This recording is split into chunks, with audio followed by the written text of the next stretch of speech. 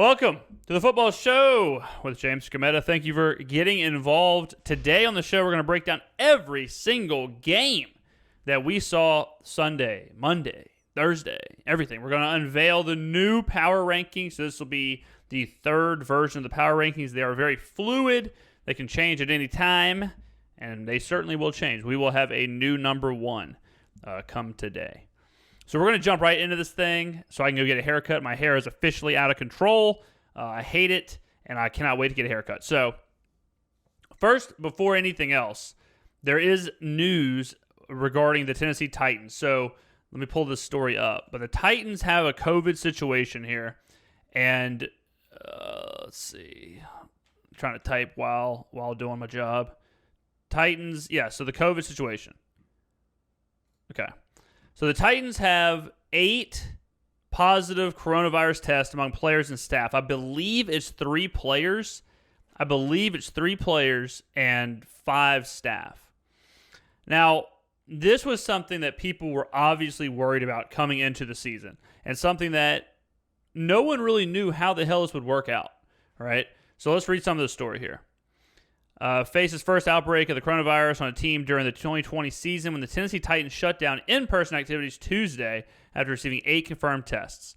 The Vikings, who played the Titans on Sunday, also suspended in-person team activities, including practices and face-to-face meetings, at least temporarily. The NFL initially was proceeding Tuesday as if this weekend's game involving the Titans and Vikings will be played as scheduled, pending further testing results, but cancellations or postponements seemingly remained possible. Had 3 positive tests among players, and 5 among staff. So that's pretty much about it. The Vikings said that as of Tuesday morning, they had received no positive tests since Sunday's game against the Titans. The Vikings said in a statement they would work closely with the NFL. So the Titans are supposed to play the Steelers this Sunday. The Vikings are supposed to be on the road to face the Texans. So what do we do, right? What do we want them to do? How do we want this played out? And I thought about this earlier. And obviously before the season, this was something where it's like, what do you do? Could this domino effect and completely ruin the season? I think that we can scale it back a little bit from completely ruining the season. And I think right now the move is, or in my opinion, and this might be looking a little close-sighted, but my opinion, the biggest question mark is the competitive advantage that you can give the teams playing the Vikings and the Titans. And what I mean by that is, if you shut down these teams, and you shut down the Titans, and you shut down the Vikings for, let's just say, 3 days, and then you say, all right, we're going to have the games. How big of an advantage is that for the Steelers and the Texans? That they get the Titans and the Vikings with 3 less days to do anything. I mean, they're cutting down in-person meetings. They're cutting down practice. They're cutting going to the facilities. So these guys can't meet with their coaches. They can't watch game tape. They can't do any of that stuff. Now, yes, you can do it with Zoom or other ways or whatever, but IMO, even though that obviously player safety and all that stuff is way more important, if you are going to have a season, you cannot just say, yeah, man, go play the Steelers, even though the Steelers have had 4 days of preparation and you haven't. Like that is competitively, that is such a disadvantage or an advantage, depending on which team you are. So I don't know the domino effect of everything as far as what happens if you replace their bye weeks. Could you just switch the bye weeks around where now they're on a bye week and whenever their scheduled bye week is now not a bye week. I mean, it's like a Sudoku puzzle. And so those things, to try and decide those things on 5 days notice, I mean, they said the tests were Tuesday. Yeah, so they shut down in-person activities Tuesday. So we're filming this on a Wednesday, right? Is today Wednesday? Today is Tuesday. Oh, coronavirus quarantine, how you do it like that. So it's happening right now, right? So from right now until like Thursday, they got to figure something out, because you can't make this decision on Saturday. Teams have to travel, teams have to do all that stuff. So you have to decide, like, within the next 48 hours, how are you going to do this? I think that the only way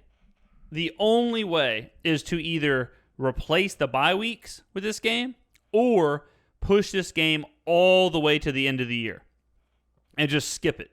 Now, then you say, okay, well, you can't do that because you're giving these teams a free bye week and you're giving these teams extra rest and you're giving these teams an advantage. Now the Titans and the Vikings would have an extra week of rest versus whoever they play in 2 weeks. So is that fair? So you see the domino effect. And we're not even taking into consideration player safety. We're not even taking into consideration the idea that what is safe for the players. We are just talking about the competitive side of the game. I don't know. I mean, it's really hard to do. And we open the show just because this is a breaking thing. We open the show with this just because it's just now happening right now. I don't have an answer. I mean, what do y'all think, chat? We're going to chat right now. Dates don't matter anymore. Yeah, like Tuesdays, the same thing as Thursday, same thing as Saturday. Sunday's different because there's games, but that's about it. But I mean, what do y'all think that should be done? I mean, it's a logistical nightmare. It really is a logistical nightmare as far as trying to shuffle this around. Because it's almost like you can't be fair in any way. You can't be fair saying, oh, we'll just take a week off. You can't be fair in saying, well, play, but just don't do anything over the course of 4 days or whatever. I mean, do you test both teams? And if both teams don't have tests, then do you just let it go normally? Going back to chat here, think it will be played normally. So, okay, so that's kind of what we're saying. It may be played normally, but what if they suspend in-person practices and meetings and whatever? What if they suspend that today and tomorrow? So you're talking about 2 less prep days than the other teams. That's a big deal. That's a big deal, and it cannot be understated. So is it an injustice? Man, try and say that 5 times fast. Is it an injustice to make the teams play with less preparation? I think so. I think that's on the team for somehow going out and getting the virus. Well, I don't think you can punish the team for getting the virus.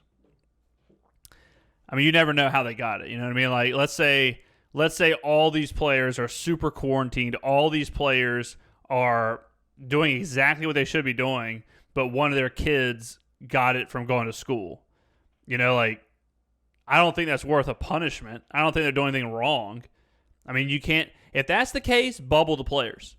If that's the case, then make the players go into bubbles and do the season like that. But if the season can happen, you can't tell these players, don't see your family, don't see your kids, don't do that stuff. You can't punish them for that. I mean, it may not be their fault, but you can't penalize the other team. But can you? But do you penalize the team? Like, that's what I'm saying, is that you're penalizing the Titans or the Vikings because you're forcing them to play after not having the preparation. Now, here's another thought. Here's another one. Now, this would be tough too. I was going to say you could push the game back, like do the game on Monday, like have a doubleheader of Monday Night Football, but then that's so many logistics with the stadiums and all that stuff. So the teams that now got the virus are the ones who should get penalized. Yeah, but why? I'm not sure why they should get penalized. Why should they get penalized? Let's talk about that. Why should teams that get the virus get penalized? Because that comes with the implication that they did something wrong. What if they didn't do anything wrong? What if they're following regulations and they got it from just, like, I don't think it's a scarlet letter. Like, I don't think getting the virus should, be like a thing where you get the virus, you get penalized. That doesn't make any sense, because you can't penalize anyone else, and if you don't penalize the ones who got it, then you would be penalizing some random teams who don't have it. Life's not fair. I'm not saying anyone should be penalized. I'm not saying teams should get penalized. I'm saying, what's the easiest way to make this the most competitive for all parties involved? I'm not saying that some teams should be penalized, some shouldn't. I'm not saying that one should have an advantage, one shouldn't. I'm saying, what's the easiest way to normalize this situation to where You take care of the virus, you take care of the personal thing, and then you go from there. I mean, it almost seems like so see this thing, if y'all are listening on the podcast, you won't be able to see this, but there's an ad over here that says my kids are eating me out of house and home, and then it says best freezers for the search bar. I just randomly looked and I thought it said breastfeeders, and I was like, what that's not a solution. That's not a solution for your kids eating you out of house and home. It's to hire a bunch of breastfeeders.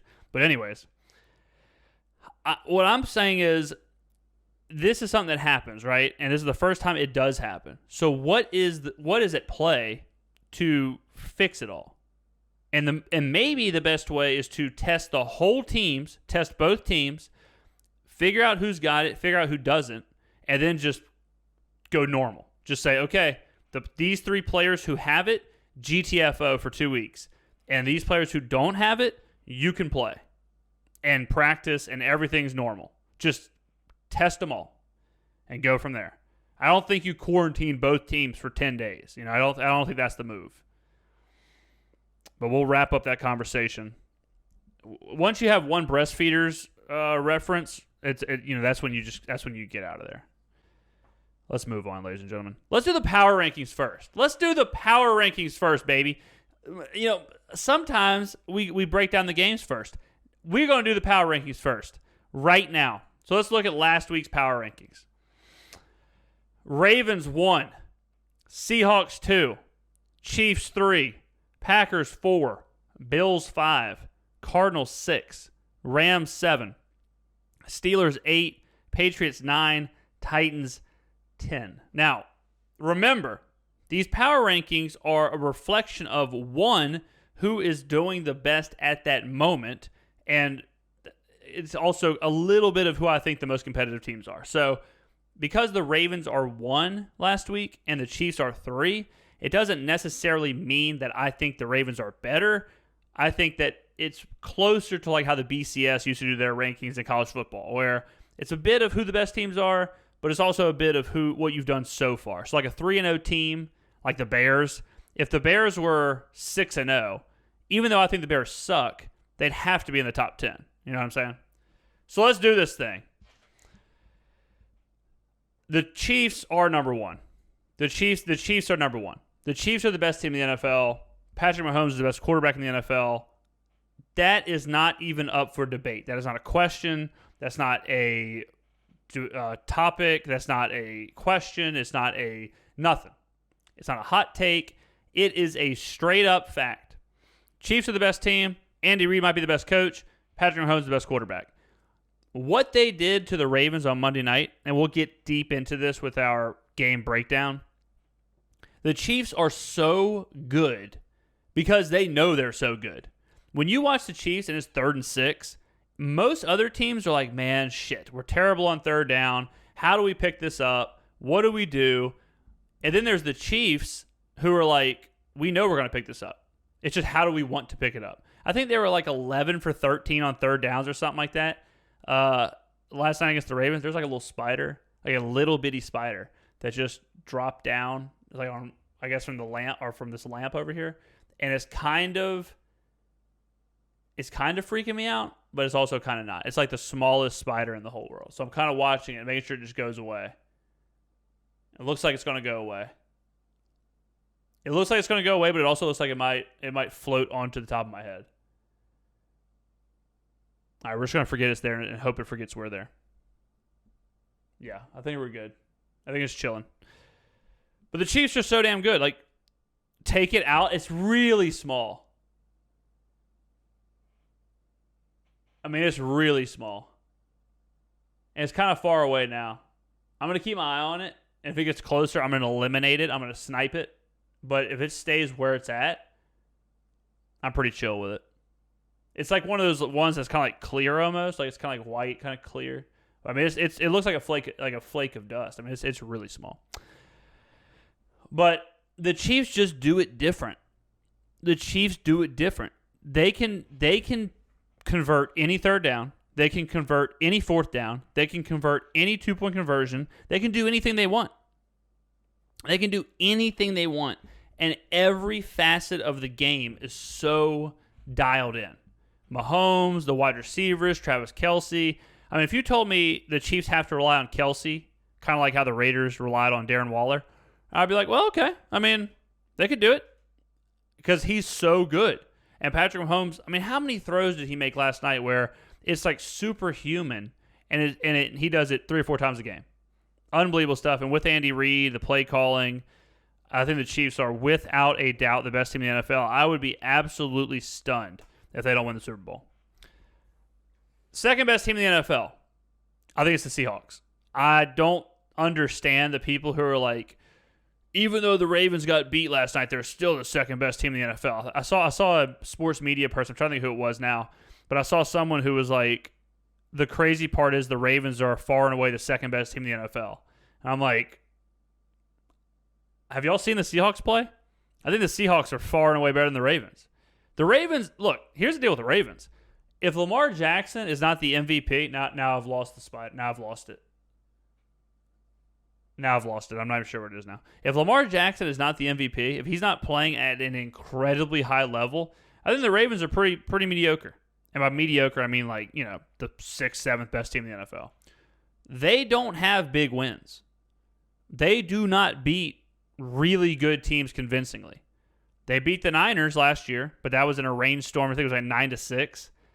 They didn't do well in the playoffs. So we haven't really seen this Ravens team be the Ravens against like the supreme elite competition. So I don't think that you can sit there and say the Ravens are obviously the second best team in the NFL. I think you can say they're a dangerous team.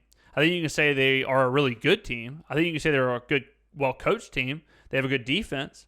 But they're pretty limited with the idea that they only go as far as Lamar Jackson is going to take them. If Lamar Jackson has an off game like he did last night, they look pretty pedestrian. With that being said, they're still really good. But the Seahawks, I say it every week. I say it every single week, but this Seahawks team is the best offense Russell Wilson has ever had, and it's the best Russell Wilson is playing, and their defense is good too. Not good, but it's they have Jamal Adams. Like their defense is good enough. It's not the Legion of Boom, but with Jamal Adams they can make plays. The Seahawks are sweet. I mean, if we had a Seahawks KC Super Bowl, what's the over-under? Like 75, 80? I mean, it's like a college game. So I'm saying that the Seahawks are the second best team in the NFL. Now we go down. Now there's a little bit of moving and shaking down here. There's a little bit of moving and shaking. So let's go to the third team in the NFL. So the Ravens, how far do they fall, right? We had them at 1. They get relatively blown out by the Chiefs. They made it close in the second half for a second there, and then got slapped up. But how far do they fall? Do they fall under Green Bay? Do they fall under Buffalo? I'm okay with saying right now, because of just how we do this on a week-by-week basis, I think it's okay to put Buffalo slightly under Green Bay. Now, I'm going to go ahead and tell you right now, I don't think Green Bay is better than Baltimore. I'm going to tell you right now, I don't think Green Bay is better than Baltimore. But given the power rankings, I'm okay with Green Bay being 3. The problem with Green Bay is that Green Bay has not played very good competition. They played a really bad Vikings team, one of the worst defenses. They played a really bad Lions team, one of the worst defenses. And they played the Saints, who right now have one of the worst defenses. So we've seen the Packers do really well against the bad defenses in the NFL.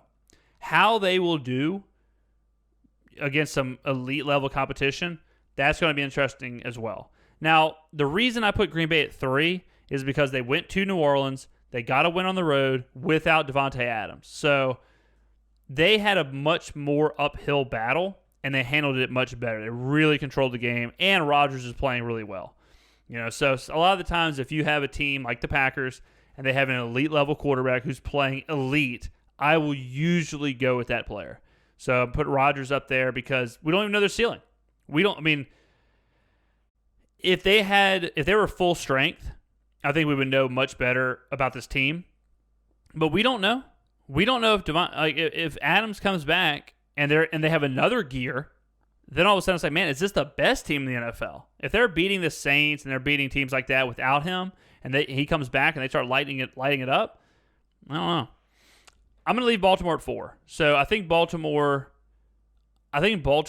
has a few like more positive things than like the Bills, who I have at 5. And I think you still obviously would rather have Lamar Jackson than Josh Allen, but I think it's close.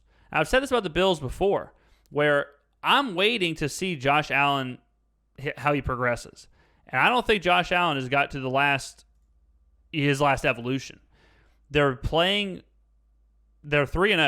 They've played 2 awful teams in the Jets and the Dolphins, and then almost blew a huge lead against the Rams.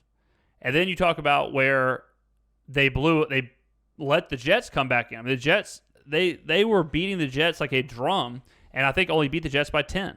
So does Buffalo still have some kinks to work out as far as organizational structure, handling a lead, finishing a game out, things like that? Or is this a team that's very similar to Baltimore, where they need Josh Allen to be at an MVP level and to bail them out in these games? I mean, Josh Allen bailed them out, and a bad pass interference call bailed them out against Los Angeles. And that's on the road. That's at home. That's on the road for LA. That's a tough spot for LA. And Buffalo let them sneak back in. So it's hard for me to be like, yeah, Buffalo is better than Baltimore. So I'm going to leave Buffalo at 5. Now the Rams are going to fall off. The Rams will fall off. Let's see. Before I get ahead of myself, let's see. Do the Titans fall off? The Titans barely won. I think they might. So the Titans are questionable. New England's not going to fall off. Pittsburgh, they played Houston, won by 7. They're not going to fall off.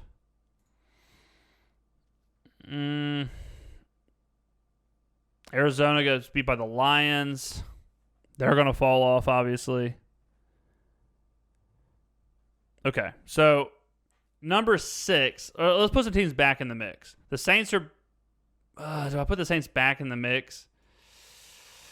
All right, let's think who goes back in the mix here. So we have 4 spots that are open, basically. Or let's move the Patriots up. So the Patriots are 6th. The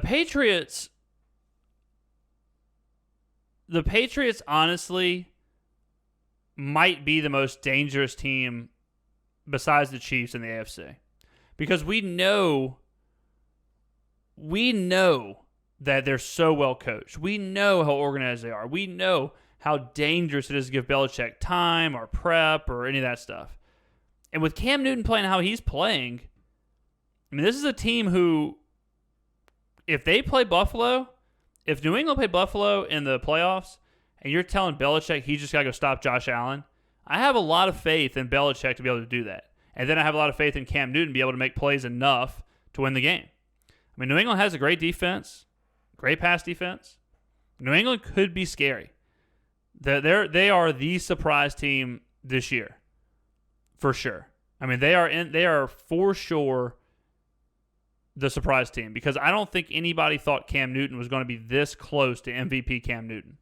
I think people thought he might be better. Like, I thought he may be better. I thought he may be better than he was last year as far as he's healthy, but he's still older. Like, what's he going to be like? Will he throw the ball like Drew Brees, or will he throw it more like Cam Newton?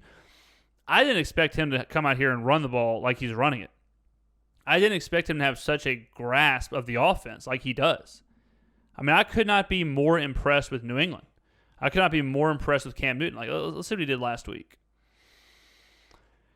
So let's see. Last week, Cam.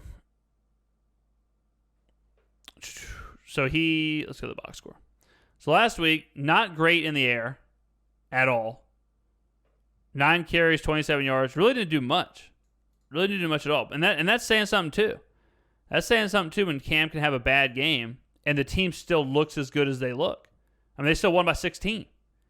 They won by 16 points, and Cam went 17 of 28 for 162 yards, a touchdown, a pick, which is terrible. 26.7 QBR. And then he only runs for 9 carries for 27 yards. I mean, that says a lot. That's whenever you have a good team, because you have your defense to rely on or other players, and you just need players like Cam Newton to run the offense. Yeah, I think New England's scary, and they're only going to get better. They are only going to get better unless Cam gets hurt. So they're my 6. Steelers will be 7. I think the Steelers are a low-key scary team too. I think the Steelers are a really low-key scary team because for so long, Roethlisberger had to carry the team. For so long, it was like, well, Big Ben's got to run around, got to take hits, got to 2-minute drives, whatever. And now he's just kind of fallen into that Peyton Manning role in Denver where, hey, man, just be the leader. Hey, man, just be smart. Hey, man, just manage the game. Don't screw this up for us. Let James Conner, let Juju, let your defense, let them do it. And that's what they're doing. I mean, they're back to Pittsburgh football where they're winning with their defense. TJ Watt, you talk about a star. TJ Watt has been disgusting. So this is a team that's going to go out there and say, look, we're going to get after the quarterback. We're going to pressure you. We're going to play defense. We're going to run the ball, and we have a quarterback that when we have to, when needed, can make the specific throws to get us where we got to be. Pittsburgh is really good. And for so long in my lifetime, Pittsburgh was a fill-in. Pittsburgh was like, okay, we'll go ahead and write them in for the playoffs. And I think people forgot about them. I think people forgot about Pittsburgh because of how Roethlisberger's been hurt. They saw a whole lot of Duck Hodges, and they saw a whole lot of their. I feel like Pittsburgh went through like 6 or 7 quarterbacks just trying to, patch up the team when Roethlisberger went down. But I think that all kind of led to the narrative of Pittsburgh is just irrelevant, and they're back, baby. They're back to being relevant. So I think the top 7 is pretty solid. Okay. So now we have to talk about who's going to be 8, 9, 10. And if we look down here at who cannot be in there, you're looking at like the Jets can't be in there, Washington can't be in there, the Texans can't be in there, Philly can't be in there, the Giants can't be in there. I mean, I guess the Rams could still be in the conversation. The Saints are in the conversation. The Bucks, I guess, are in the conversation. The Niners are in the conversation. Let me make sure. I guess the Titans are. The Titans are 3-0, so the Titans are in the conversation. It's just you go and you barely squeak one out against Minnesota. So let me make sure I'm not missing anyone here. The Bears are 3-0, but I'm not putting them in the conversation. I'll tell you that right now. Ladies and gentlemen.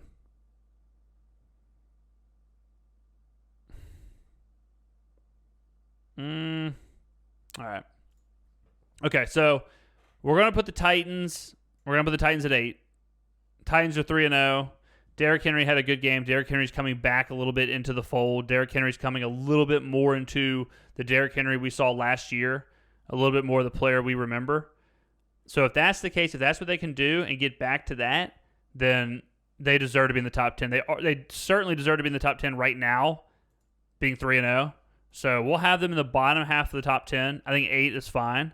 So now we go to 9 and 10. So this is a lot of guessing with what these teams are going to be. I think all these teams are a bit underwhelming right now and a bit unknown. I think we can safely put LA back in there. Because the LA was in a really tough spot. LA was in a tough spot going across the country, playing early, playing in Buffalo against the Bills. They fought back. They were down big, came back. I still think McVay is good enough of a coach and Jared Goff is good enough when pressed that they can figure something out. So I'm still going to put them in here even though they had a loss. I think they were at 7, right? So now they dropped to 9. Now the next thing I'm going to do is controversial yet brave. The next thing I'm going to do is very controversial yet brave. So I'm going to put the Niners back in here. I'm going to tell you why. I think Nick Mullins is not an upgrade over Jimmy Garoppolo, but I think he's pretty similar to Jimmy Garoppolo. Maybe better. I mean, I could argue that he's better. I'm not going to sit here and say he's definitively better, but I would listen to arguments about it. I would listen to that. And what do we know about Frisco right now? Why were they off the top 10? They're off the top 10 last week because of the injuries. And Garoppolo was one of the injuries. So if they're winning games while injured and we're moving forward and they're just going to get healthier and healthier. Now, there's some injuries they will have the whole year, like Bosa out the whole year. But if they're winning games and they're slowly getting healthier, I think we got to put them back in there. I mean, they went and handled the business. It's been one game. For Mullins, if you go back and look at Mullins, from what he's done while he's played and what Garoppolo's done while he's played, they're very similar. I'm not saying Mullins is a top 10 quarterback. I'm not saying Mullins is a top 15 quarterback. Last week, we said Jimmy Garoppolo was the 25th best quarterback in the NFL.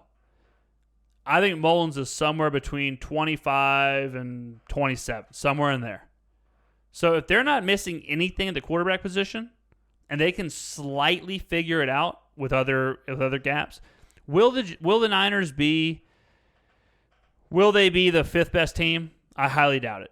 Without that defensive line and with some of the injuries and all that, but will they still be a perennial threat?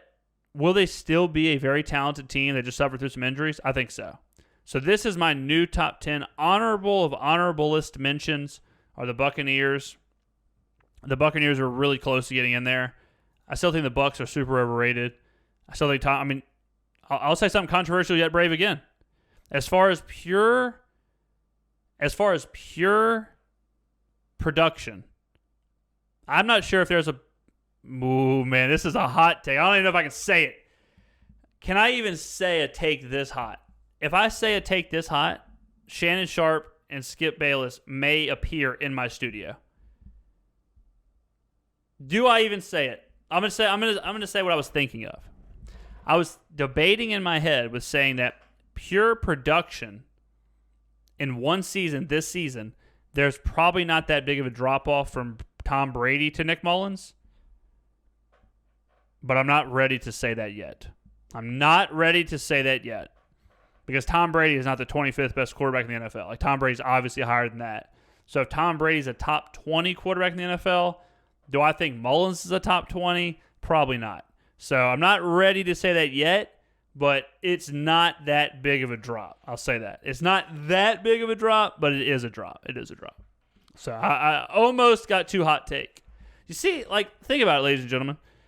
I'm giving you all this incredible information.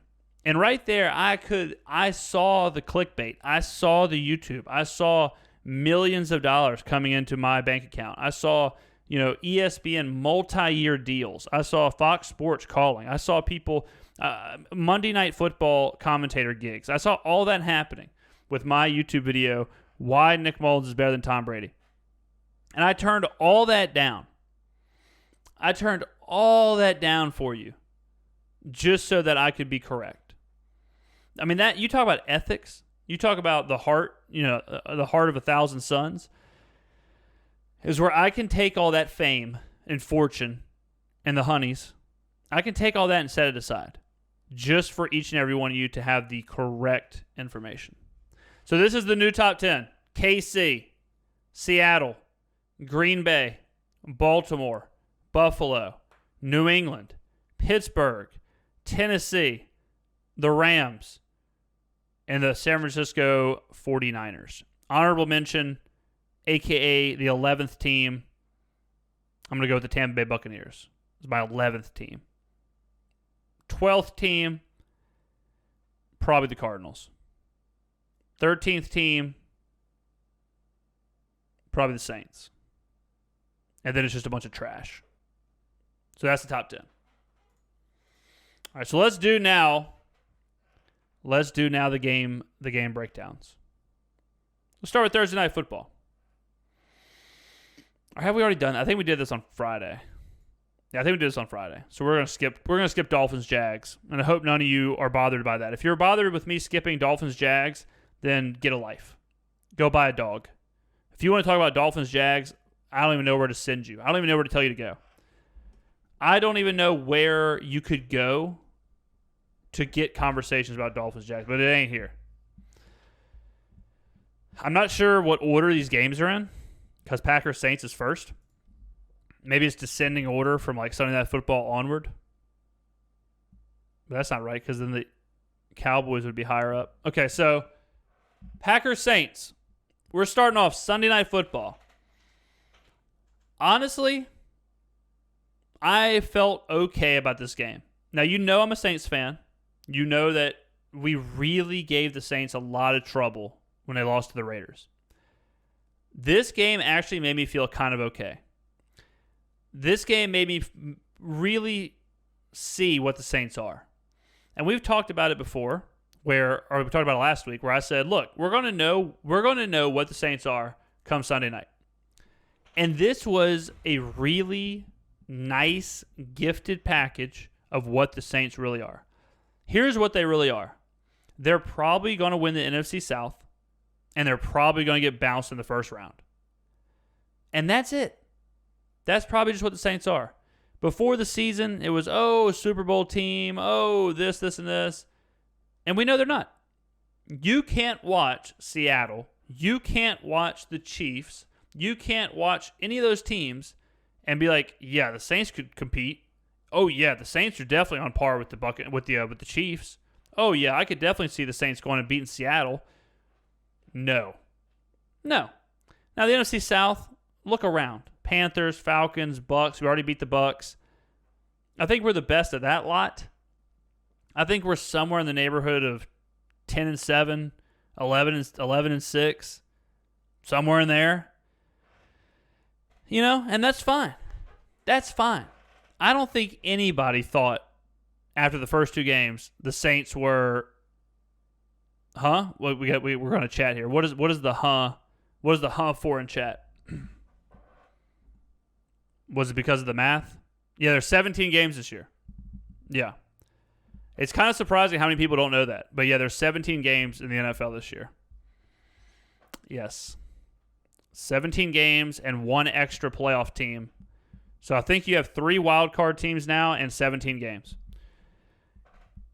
And again, the information you find out on this podcast. I mean, what a talent. So, anyways, I think the Saints, the question mark for me was, are the Saints terrible? Like, are they total shit? Are they awful? Or are they a slightly above average team who's just kind of their window's closed? And I think we found that out. They hung with the Packers. They should have beat the Packers. And we'll get into what happened. They should have beat the Packers. And they lost to the Packers. The Packers are a really good team. I mean, we have them, what? We have them at 4? 3. We have the Packers at 3. So you're talking about, look, you hung with the third best team in the NFL. You hung with probably the second best team in the NFC. Should have beat them. Had a chance to beat them. I'm okay with that. I'm okay with that being where the Saints are now, where they need stuff to happen. They need certain things to happen in the game to really have a chance, all that stuff. And there's only 16 according to schedules. Okay, let's take a look. Let's take a look here.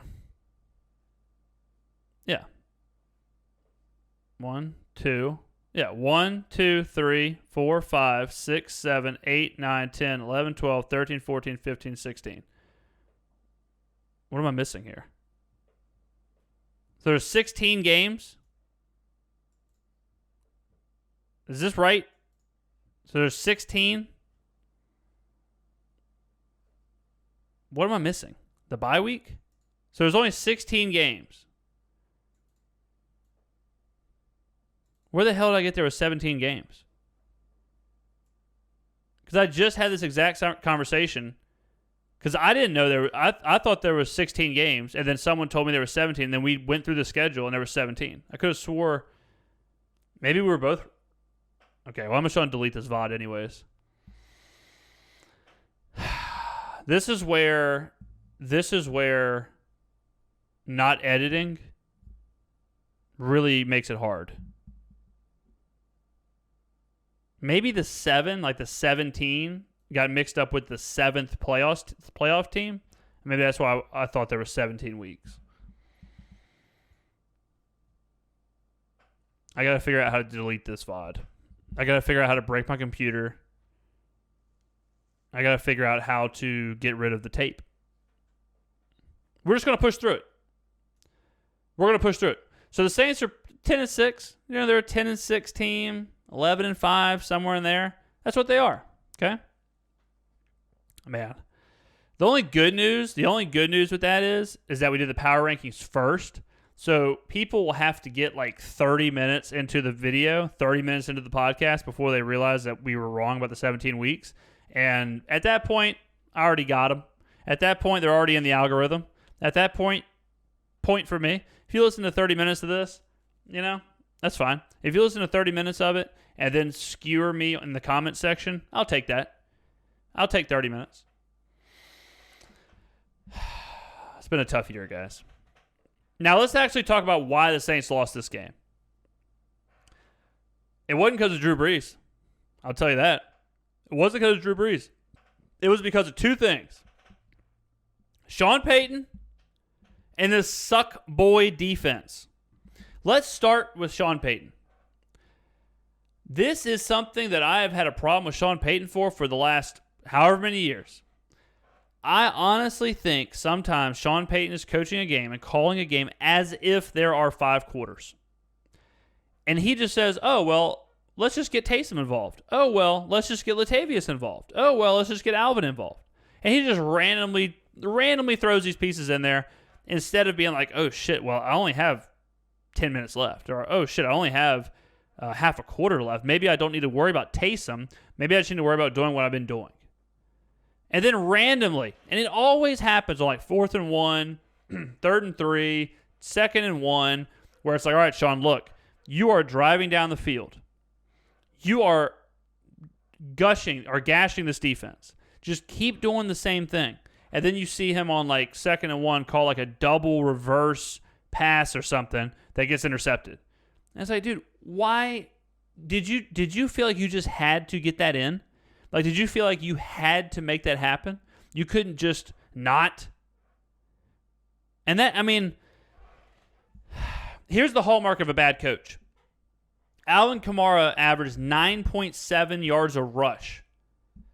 And he got 6 carries.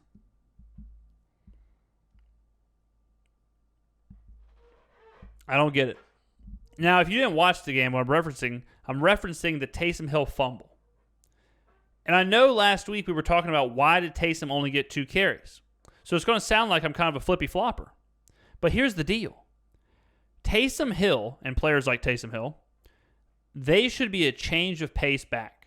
If something's not working, put in Taysom. If you need a spark, put in Taysom. If you want to exploit a mismatch, put in Taysom. If you want to, throw a wrinkle in there because they're keying in on something or they're stopping something, put in Taysom. You don't put in Taysom when you make your team rallies and your team gets to a winning position and your best player is going bananas. You don't do that. Oh, and your backup running back is having an incredible game too. You don't all of a sudden decide, now it's time for our designated Taysom play. It's like, hey, dude, just win the game. Just win the game. Why are we worried about getting a Taysom run in? Run Kamara. Run Murray. Throw it to Kamara. We have been waiting for 2.5 games for Brees to figure it out.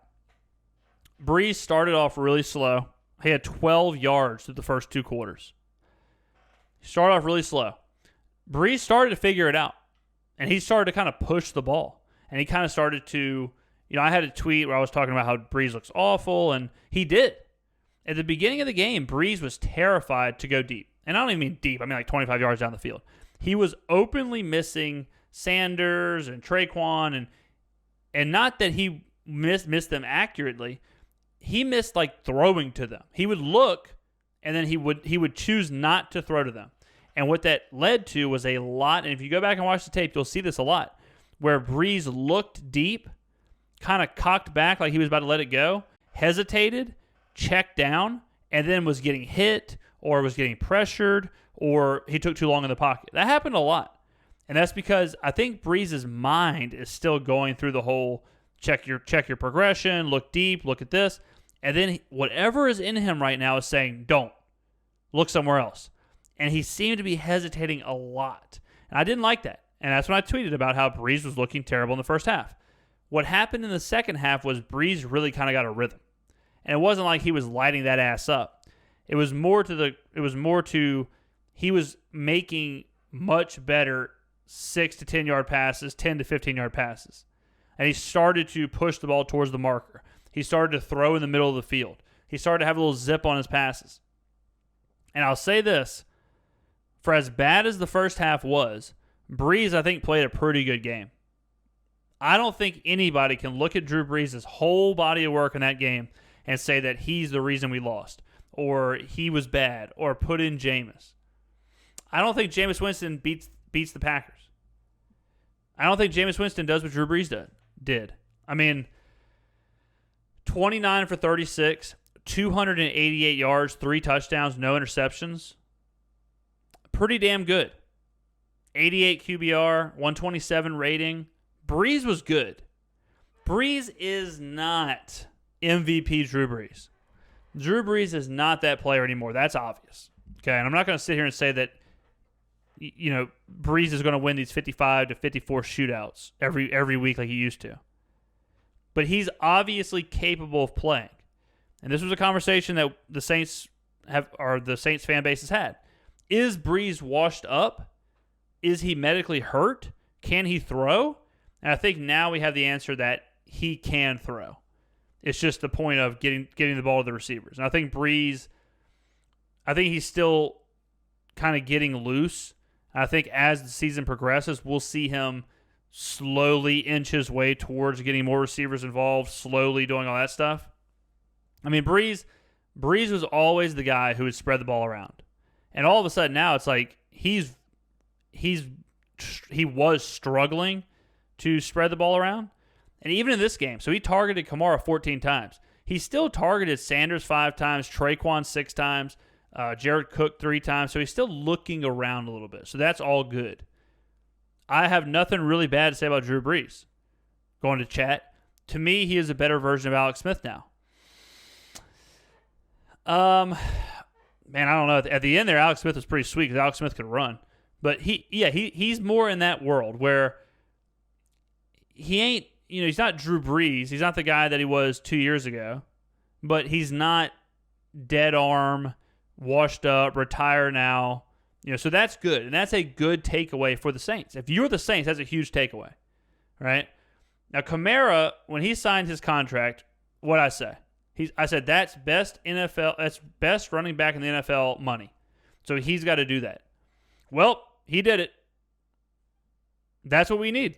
We don't need this every week. I mean, this is almost 200 total yards, 2 touchdowns, 15 catches. But we need a version of this Alvin Kamara every week. That's the Saints now. The Saints are Kamara's team. The Saints are a Kamara team when you pay him that kind of money. Now, again, this is without Michael Thomas. That can't be understated. The best receiver in the NFL is not on the field. So the fact that the Saints were in the game, the fact that they played this well, the fact that Brees had a good game, the fact that Kamara was able to do all this without the defense having to worry about Michael Thomas, those are all positives. Those are all positives. And there's no way that after a couple weeks, Saints fans were still having the conversation of, this isn't good enough because we're a Super Bowl team. It's obvious that we are not a Super Bowl team. The only way that we're a Super Bowl team is if the entire defense all of a sudden completely changes. In 2018, we were probably the best defense in the NFL. There really has been no change for our defense. We lost A.J. Klein. We lost Von Bell, Eli Apple. But besides that, it's pretty much the same team. And this defense, these bunch of losers, this defense all of a sudden is maybe the worst defense in the NFL. We are giving up right now 31 points per game. And I've got people bitching about how Jameis Winston needs to start. Unless Jameis Winston can play outside linebacker, Jameis Winston is not going to do what we need him to do. You cannot give up 31 points per game with a aging quarterback and expect to win or expect to compete. I'm not sure what happened to the defense. I'm not sure when they became this and just can't stop anybody. I saw a tweet. Let me see if I can pull it up. But I saw a tweet. It was like the last 17 drives or something. It was like the last 17 drives of against the Saints. And it was something like 8 touchdowns, 5 field goals, 1 punt, stuff like that. And okay, here it is. Here's the Saints' opponent's last 17 drives. 8 touchdowns, 5 field goals, 1 turnover on down, 1 end of half, 1 fumble, and 1 punt. You don't force 1 punt out of 17 drives and win games. This defense was a defense of young, brash players who ball hawking, getting turnovers, scoring touchdowns, getting after the quarterback. And now it's just a bunch of people who get penalties, over 100 yards of penalties, I think in all 3 games, certainly in 2 of the 3. And bottom line is they're losing these games. I'm putting a lot of this on Sean Payton for the Taysom Hill stuff and for just the overall game plan in Las Vegas and all that stuff. But as bad as Sean Payton's been, and as up and down as Drew Brees has been, you can't ignore the fact that we're giving up 30-plus points a game and we're giving them 100 yards of free offense. That cannot be understated. You are not a competitive team. You are not a good team unless you have an elite level offense. Like if the Seahawks had a mediocre to bad defense, I think it'd be okay. We aren't that team anymore. And we weren't that team in 2018. We weren't that team last year where, Breeze will just go out there and we'll just score 60 points a game and we'll just win. I mean, you're talking about that. That was like a 2009.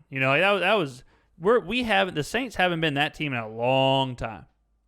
So the focus for the first couple of weeks, the spotlight has been on Drew Brees. I need more people talking about this defense. I need more people talking about what this defense is. If they're this bad, if they're this leaky, I mean, we might not even win the division. And we're in a bad division. So even though it sounds negative, I think that the Packers game, for me, I slept pretty easy. Like for me, I mean, I slept bad. I mean, I was upset because of Sean Payton and the Taysom Hill thing because of how good we were turning the corner and how we could have easily won the game at home. That's another thing, too.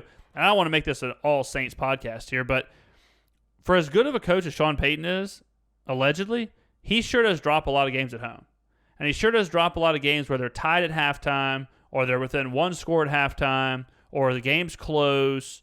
It seems like, and maybe that's his aggressive, like this like swashbuckler attitude where he has a lot of coin toss type plays where he's just, super high risk, super high reward, and they don't work out. But it seems like, just like with the Rams, when the Rams beat us, in the Dome, I think it was tied at halftime. Or we might have even been winning. We might have even been winning at halftime at home.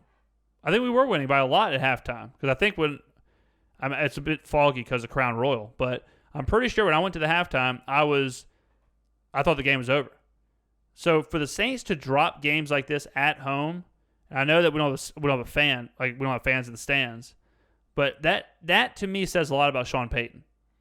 You don't see Bill Belichick do that a lot, Just like with Dan Quinn and the Falcons, there's something to be said about why a team drops games when they have big leads. And to me, that's a lot to do with coaching. And yeah, luck gets involved and turnovers and all that stuff, but if you can't secure a lead, if you can't win games you're supposed to win, to me, that's the sign that your coach is not that great. So I've got a lot of issues with Sean Payton right now and a lot of issues with the defense. But we'll move on from the Saints-Packers. We didn't really talk about the Packers too much, but we talked about them in the power rankings. I think the Packers are really good. I think Aaron Rodgers is really good. If I was the Packers, I would say, look, we're going to trade Jordan Love straight up for Julio Jones or someone like that, and we're going to go all in here. Rodgers is playing out of his mind. Aaron Jones is good. It looks like, even though Lazard and Scantling are undrafted or late round picks or whatever, they're playing really well. So I think the Packers are a good team. I think another team that's kind of underrated, like last year, people said they weren't really a 13-win team. I don't think they're a 13-win team, but I think with the way Rodgers is playing, they're in every game. They're still a mighty ways away from the Kansas City Chiefs of the world, but they're still really good. Speaking of Dan Quinn, Bears-Falcons. So I obviously had Atlanta in this game. I had a bet on Atlanta. And Atlanta was up big. And the Bears did it again. The Bears have done this twice now, where the Bears have come back at the end of the game and cost me some money. Once against the Lions and once against the Falcons. As far as the Bears, I knew we were in trouble whenever Nick Foles came in.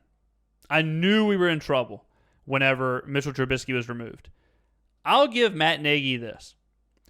Matt Nagy has been about as patient with a player as any coach has ever been in the history of the NFL as he's been with Mitchell Trubisky. Mitchell Trubisky, when it's all said and done, will probably be one of the worst draft pick mistakes in history, where you take a quarterback over Patrick Mahomes and he's as bad as Mitchell Trubisky. Like Deshaun Watson got taken, two picks after Mahomes, and they're like Watson's been okay. He's been good. So he's not been Patrick Mahomes, but at least he's been good. Trubisky is awful. Not only is it like, man, I can't believe you took him over Patrick Mahomes. It's just I can't believe you took him in the first round. I can't believe you took him second overall. So the fact that he still gets chances is crazy. Now, the Bears have announced that Nick Foles is the starting quarterback, which we expected. We expected them to move to Foles. I didn't think it would be this quick, and that's so good for the franchise. The Bears are never going to go anywhere with Mitchell Trubisky. Mitchell Trubisky is a failed experiment. He cannot play quarterback at the professional level.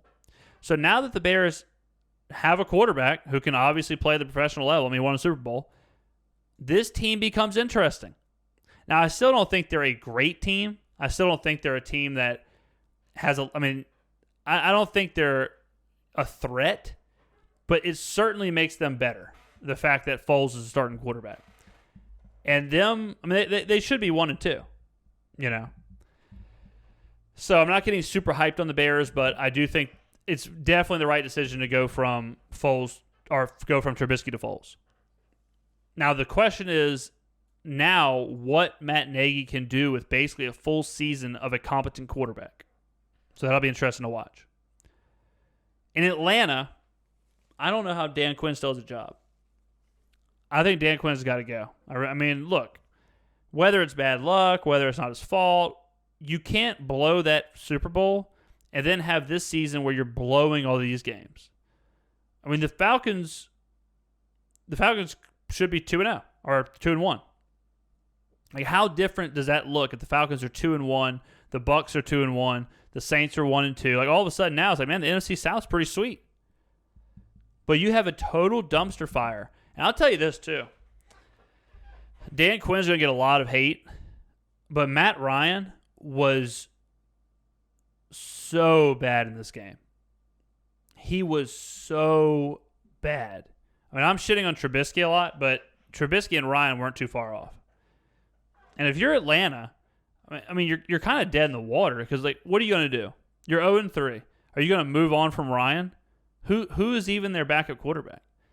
It's time now. Like in the offseason, yeah, sure. In the offseason, draft a quarterback, go find someone else. The Matt Ryan experiment's over. And now you got Julio's hurt this game, but Julio, he's wasting away. So in my opinion, if you're Atlanta, blow it up. Go and trade Julio for whatever you can get, draft picks or backup quarterbacks or whoever. Why? Like I brought up the Jordan Love trade earlier, so I threw that out there on Twitter. Like, who says no first? I think it makes pretty good sense for both teams. Atlanta, they may be able to get a little more too. They might be able to be like, hey, give me Jordan Love and a third-round draft pick or Jordan Love and a fourth for Julio. And you get an heir-apparent quarterback, a first-round kind of talent, and see what you can do. But Atlanta's done as far as the Matt Ryan, Dan Quinn, Julio Jones. So their running back's Todd Gurley, paying him a ton of money, or not, a formerly highly paid running back, like a formerly franchise-paid running back, but injured, hurt, playing pretty good this season, but he ain't it. So you have to have a complete rebuild if you're Atlanta. You got to find a new quarterback, new weapons, a new head coach, and if they don't do it sooner than later, these 8-8 seasons, these 6-10 seasons are going to fall into like 2-14 seasons pretty quick. Atlanta's a mess, man. How many more late game implosions can they possibly have? They've already had more than we see teams have in their entire franchise history. So the Falcons are a real mess.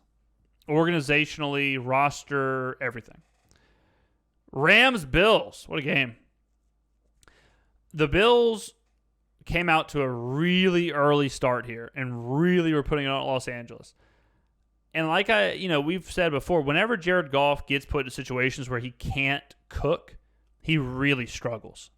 And I'll give them this. Like Sean McVay is kind of the whole Matt Nagy, Mitchell Trubisky thing. McVay has completely created this offense and completely changed his plays to fit around Jared Goff. And the fact that Jared Goff, and he can get this kind of production out of Jared Goff, I mean, Jared Goff averaged 10 yards a pass, 10 yards of completion. So Jared Goff is playing pretty well. In a really tough spot here, the Rams played really well. And the Rams came back. And the Rams should be, I think with teams just like the Saints, like if you're a Rams fan, yeah, you want to win the game, but you got to take a ton from this game. You got to take a ton of positivity. You got to say, look, we traveled across the country. We played one of the best teams in the NFL. We were getting our ass kicked, and we turned it around and tried to come back. And our quarterback played pretty well. Running back played pretty well. We're happy with it. And I would be happy with this game if I was the Rams. The Bills, I think the Bills probably have the best defense in the NFL. But I can only say that for so long if they keep giving up this many points. I mean, the Jets, I think they beat the Jets 27-17, something like that. And then the Dolphins, they barely beat the Dolphins. Dolphins put up like 30 points. And now the Rams put up 30 points. So I'm out here saying that the Bills are one of the best 3 defenses in the NFL. Well, if they aren't a top 10 defense, all of a sudden they're just Josh Allen. Josh Allen's got to do everything. And I'll give Josh Allen this. He's playing out of his mind. I mean, he is leaps and bounds better than I want to give Josh Allen credit for. And if he can continue this, he is ascended from prospect to, he's got some stuff to work out, to potential MVP kind of player. So Buffalo, yeah, they're 3-0. But when you go 3-0 and you got the Jets, Dolphins, Rams, and you've given up a combined like 100 points over 3 games, it's not that many, but it's like probably 75 points. 75 points over 3 games, you're supposed to have this great defense. I'd be worried about that. I'd be big worried about that. Josh Allen and a passing interference call bailed this team out. And, all of a sudden this team could be 1-2. The Bills could be 1-2. They could have beat the Jets, lost to the Dolphins, lost to the Rams. So, Buffalo's got a lot to prove to me. Washington and the Browns. Browns win 34-20. Pretty pedestrian game from Baker Mayfield. 16 of 23 for 156, 2 touchdowns, no picks. No picks is good. Baker's usually good for an interception a game. And that stat line is so bad if you throw in a pick. So no picks there for him is good. On the other side, Dwayne Haskins, 21 of 37, 224, 2 touchdowns, 3 picks. Really bad from him. After the game, Ron Rivera said, look, Haskins has a leash. And that's really interesting because this is the guy who, and I think I even said it in previewing this game, that Haskins doesn't really turn the ball over. He's been pretty good about not turning the ball over. And to see him throw 3 picks is really saying something. But, I mean, look, Ron Rivera has forgotten more about football than I'll ever know. So I'm not going to bash Ron Rivera for going after his quarterback. Maybe he knows how to get a young quarterback focused or whatever. But I don't think a lot of this is on Haskins. I mean, you're talking about a guy who probably shouldn't have been starting last year. He's starting now. He really has no help around him. He's on a bad team. I mean, this game, Jesus, he had 2 fumbles, lost 1, threw 3 picks. So 4 turnovers from Haskins, could have been 5. I think you give him time. Like I think Haskins, you got to give him time. You can't be out there look, we're going to pull the ripcord on this guy.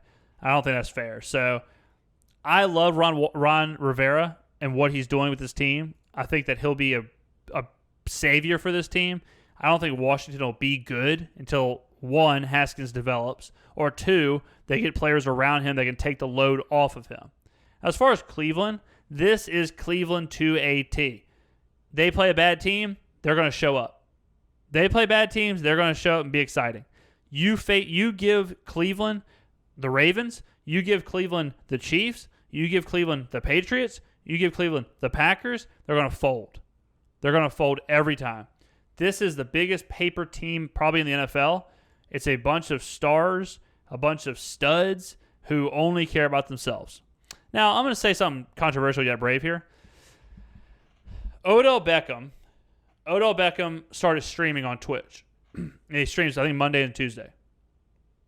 Now, I'm never one to have a big problem with, a player doing stuff off the field as far as like living their life. But isn't this like exactly what Odell Beckham should not be doing, is streaming? Like, how crazy is it that, imagine they lose this game, right? Imagine they lose this game and on Sunday, and on Monday, Odell Beckham is just streaming Call of Duty on Twitch, talking to chat.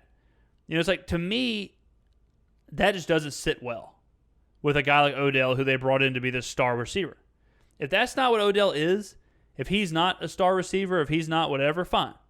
But that describes the Browns so perfectly. Where you have Baker Mayfield, you have Odell Beckham, you have all these players who are supposed to be these like rock star Hollywood players, and they're average as hell on the field, and they're trying to live up to this persona of this like pop culture superstar. So if Odell Beckham Jr. wants to get squad dubs on Call of Duty, and if he's more focused on his sub count, he's more focused on donations and bits on Twitch, that's fine. But let's quit acting like Odell Beckham is Randy Moss. Let's quit acting like Baker Mayfield is Brett Favre.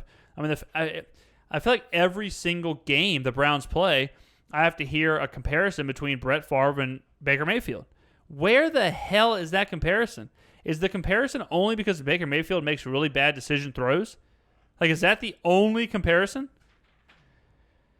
I mean, there's a lot of other quarterbacks who throw interceptions. I just don't think Baker Mayfield is I don't think the Brett Favre comparisons are still there. But Cleveland, I think Cleveland's one. I mean, they're a dead in the water team. Like, what are the Browns? Are they a playoff team? If they are a playoff team, are they a real threat in the playoffs? No.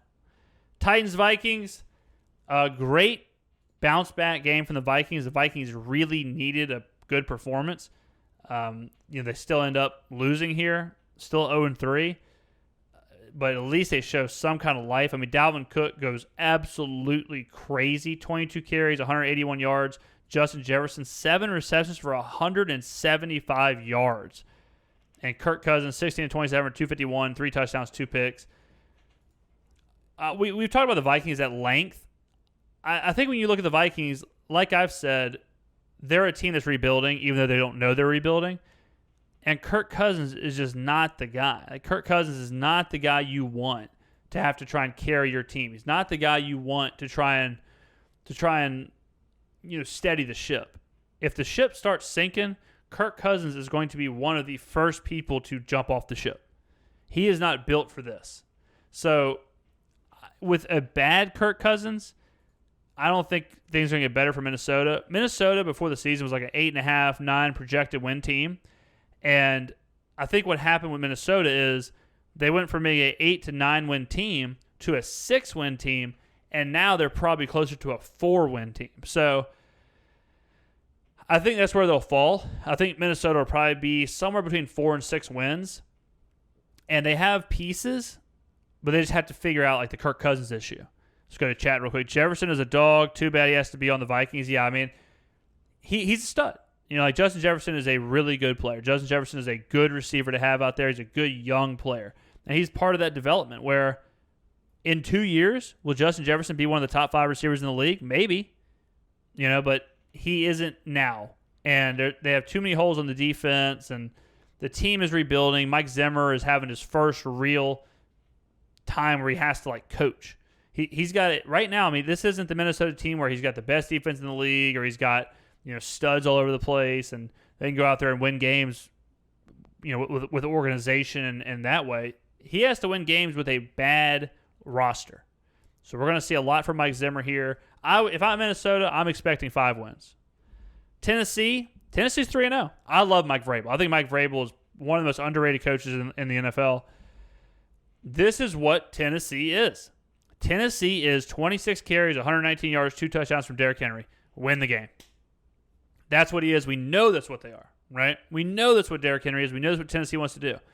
These are games, just like I was talking about with Sean Payton, where I feel like these are games that teams like the Patriots, teams like even Alabama, good organized franchises or programs, they win games like this. Oh, you're playing a shitty team. You're getting pushed to the brink. You're in the game the whole way, and somehow you win. Somehow you scrape away a win. That's the hallmark of a good team. That's the hallmark of a good organization. Yeah, you may drop a game here and there, but more times than not, those really close games, those games that are a little too close for comfort, you're still coming out ahead. And I just think that's so impressive for Tennessee. Ryan Tannehill, he bounces back and forth. I mean, he bounces back and forth between, is he a guy who can get you 300 yards and win you games like this, or is he a guy that you trust to throw the ball 6 times in the AFC Championship game? Which version is he? And I'm not even sure if Mike Vrabel knows. Is Tannehill a guy that you are okay with throwing 25 to 30 times in the playoffs? If not, is this what we're going to see? Are we going to see Tennessee win games in the regular season, Tannehill throwing the ball over the place, and then we get to the playoffs and the whole team shrinks up and they have to win 17-10 ball games? What's the development of Ryan Tannehill? I feel like the Titans are one step away. I mean, I feel like the Titans are right there. They're right there from being a true AFC contender. I don't think they are an AFC contender, but I think when you combine their running game, you combine their defense, you combine their organizational structure, Vrabel, I think they're going to be competitive. I think this is a team that could win 11 games, 12 games, something like that. The question is, can they take that organizational step from being a perennial playoff team to a perennial conference champion? That's the question with Tennessee. Next game. Raiders-Patriots. Talked about this a little bit earlier. I think the Patriots are good. I think the Patriots are confirmed good. I think we learned that from the Patriots is that I'll say this. This isn't even controversial. The Patriots are better this year than they were last year. The Patriots are playing better with Cam Newton than they did last year with Tom Brady. And they're playing better with Cam Newton right now than they would have with Tom Brady. So you've a franchise that's built in winning, best coach in the history of the NFL, a lot of the same players who are used to winning, who are used to being competitive, who are used to big games, and now you have a Cam Newton with a chip on his shoulder where if he has the games where he's a stud, I mean, this game he wasn't great, right? If he does have the games where he's a total stud, they're just going to win, bottom line. And these are the games I'm talking about with good organizations. Cam Newton was terrible this game, below average, and they win by 16. It's the Patriots way, man. They are really good. I would not be surprised at all if the Patriots were in the AFC Championship game. Wouldn't be surprised whatsoever. They're way better off with Cam Newton. We talked about it last week. Shame on the rest of the NFL for not signing Cam Newton.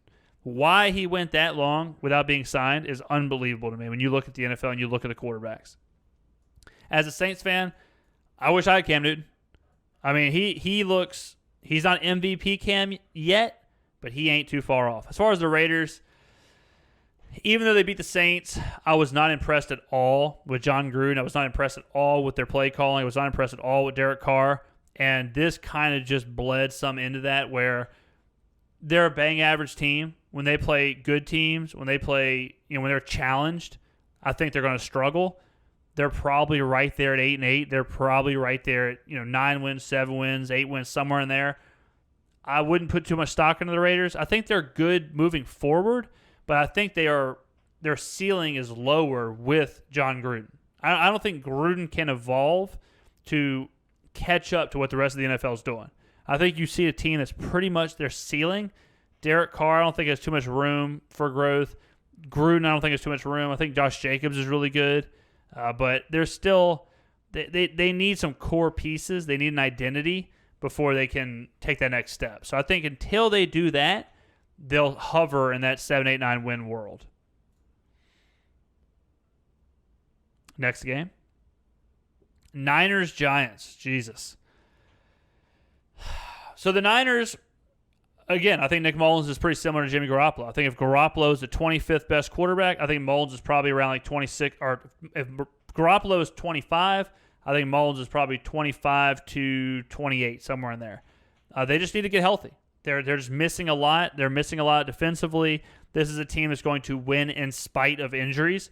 This is going to test Kyle Shanahan, and the season is basically over for the Niners because they're thinking we're a Super Bowl team.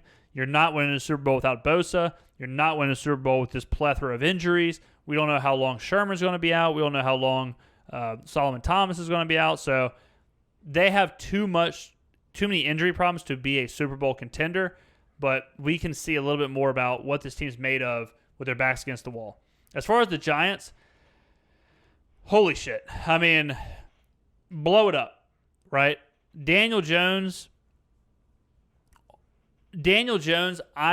sometimes I think players, so when you get a quarterback, right, I don't think Daniel Jones was drafted with the idea that he was going to play as much as he did already. I think it was kind of like we'll get Jones, we'll let Eli play, Jones will come in later, and then Jones just played, right? So I think you had a guy who was way underprepared to play. Now here's the issue. At a certain point with quarterbacks, they either start to take steps forward, and they either start to take those steps where you can say, okay, maybe he's ready for the NFL. Or they just kind of sit there and you're like, okay, obviously this guy's not an NFL quarterback. Daniel Jones might just be that guy where he's not an NFL quarterback. He turns the ball over so much. He looks bad all the time. I think physically, I think he can make the throw. I think physically he's good, but I think he's one of those players where the game might just be too fast for him. On the other hand, Daniel Jones played absolutely terrible. Yeah, I mean, he's awful. He's terrible. And it doesn't help that all these players are constantly hurt. It doesn't help that, Sterling Shepard's hurt and Saquon Barkley's hurt and he never has all of his weapons. But you combine that with a brand new coach. You combine that with, a coach who's basically the same age as Daniel Jones, a coach that is trying to figure out the NFL as well. This is not going to be a good year for New York. I mean, the Jets and the Giants both could be like one-win teams. And if you're the Giants, if you have the opportunity, I think you move from Daniel Jones. Like if you have the opportunity to draft a Trevor Lawrence, if you have the opportunity to try again, I think you do. And this year, they're not good. They're obviously worse without Saquon Barkley.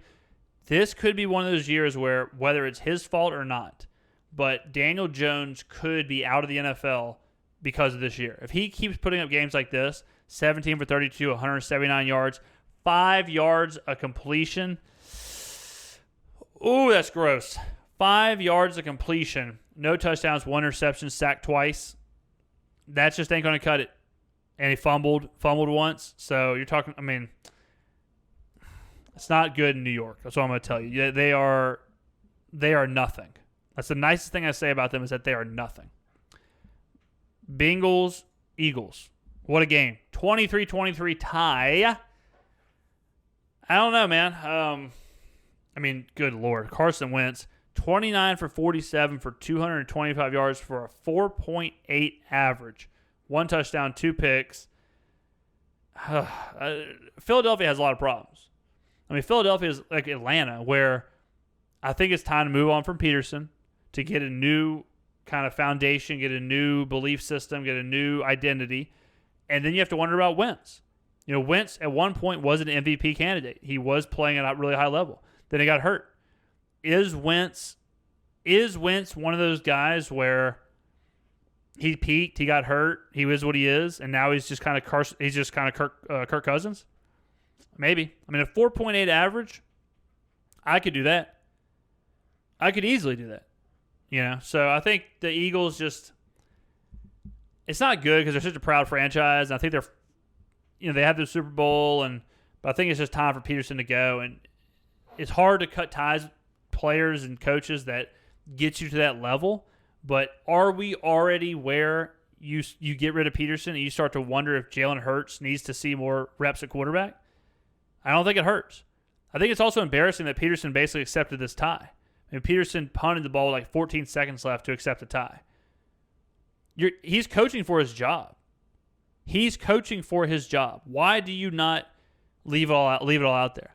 I mean, punting to accept a tie when you probably are going to get fired, I don't know. As far as Cincinnati,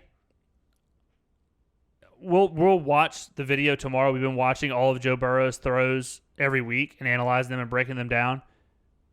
So I won't wax too poetic on this, but Joe Burrow is the best rookie quarterback I've ever seen in my lifetime. He looks like he is a 10-year veteran. He looks like the game is slowed down for him. Like, think about the fact that Dwayne Haskins, Daniel Jones, those players have a year in the NFL over Joe Burrow. And if you watch Daniel Jones, you watch Joe Burrow, it could not be more night and day. It could not be more. They look like they're playing two different speeds. Daniel Jones freaking out all over the place, fumbling, no what the hell's going on. Burrow making easy throws and then making hard throws look easy. Like, yeah, a lot of his passes are screens and dump passes or whatever, but a lot of the stuff he's running around all over the place. He's breaking tackles. He's avoiding the sack. He's keeping his eyes downfield. He's throwing on the run. He's throwing, getting hit. I mean, he is so good. Look, the Bengals are real. And it's hard to say that because they're 0-2-1, but they are a relevant franchise. They're only going to get better. As long as Joe Burrow is there, this team will be relevant. Now, they had the first overall pick for a reason, okay? This is a terrible roster, a terrible offensive line. The Cincinnati Bengals probably have one of the worst defenses we've seen in the NFL in a long time, all right? Pass defense, non-existent. Rush defense, non-existent. I've been critical of their coaching. I think that still holds true. I think you watch the games and you see a lot of coaching mistakes, but it's a young coaching staff. So if the coaches are who they are, and if the coaches are going to be there, then they have to develop too. Because right now, Joe Burrow is developing faster than the Cincinnati Bengals. And that's a dangerous thing, where they may have a quarterback who's ready for the next step when the franchise isn't willing to evolve with him, if that makes sense. The Cincinnati Bengals have to go, for lack of a better term, they have to go all in.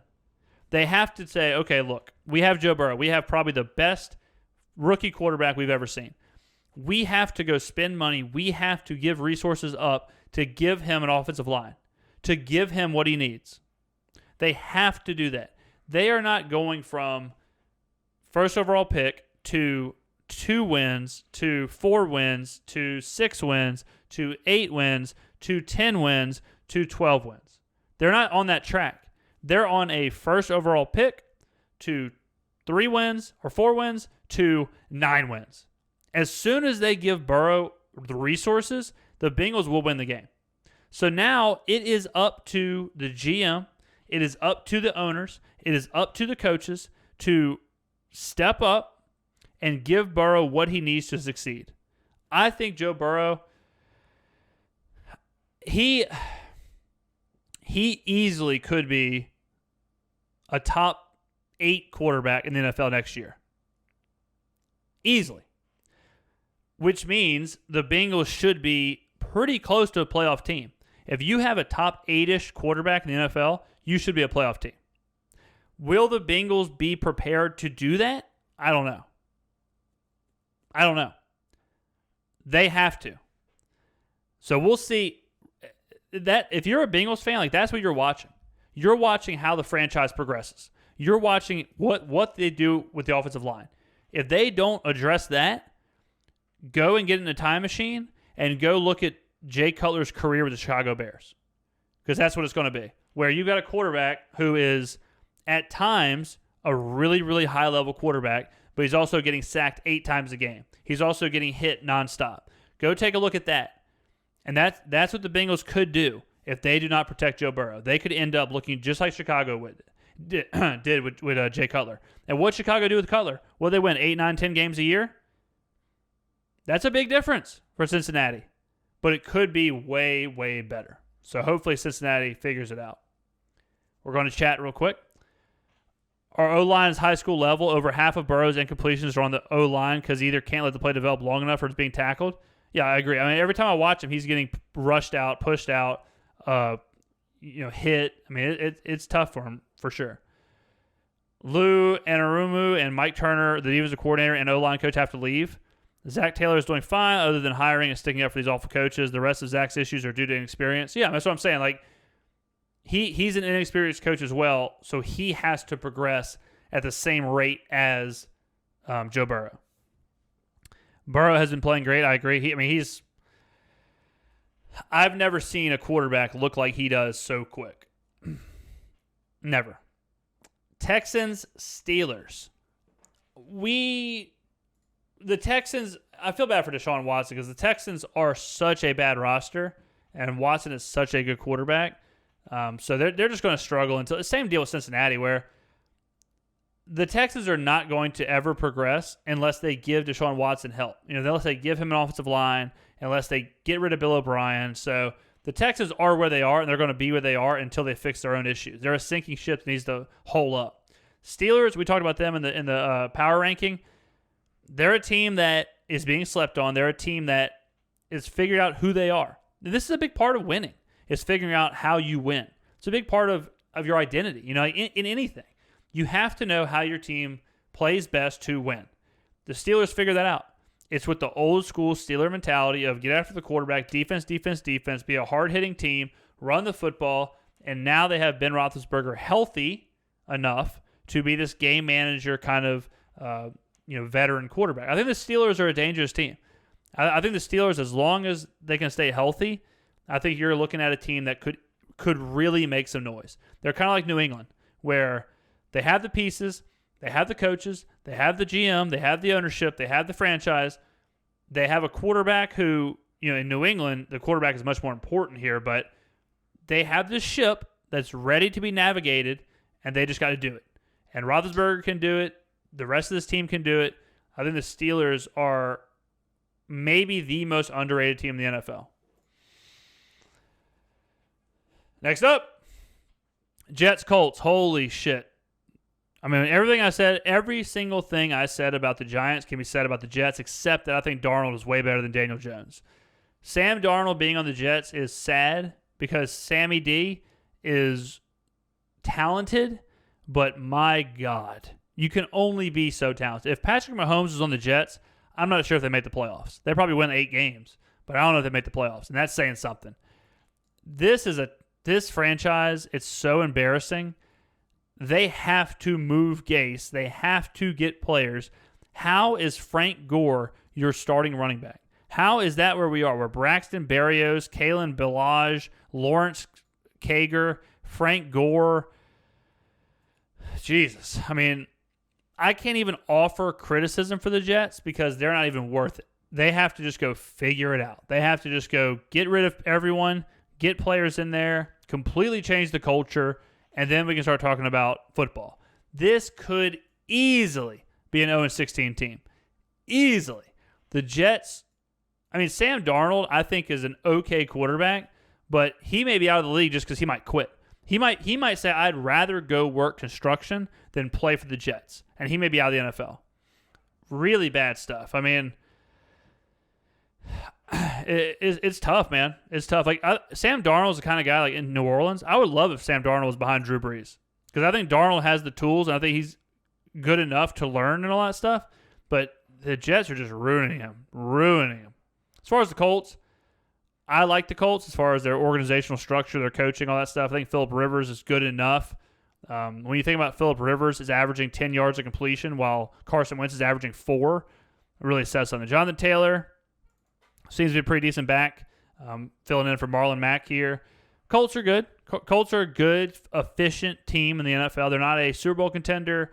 They're not an AFC Championship game contender, but they're probably a playoff team that could make some noise. So I think the Colts are fine. I think they're okay. They need to find Rivers' replacement. Obviously, this is a team where Rivers is a stopgap, so we'll see what they do. It's going to be kind of hard, though, for the Colts because they're always going to be 500 or better, pretty much, like with this current coaching regime and the talent they have. So finding an heir apparent is not going to be as easy as it was when they had the first overall pick and took Peyton Manning, or when they had the first overall pick and took Andrew Luck.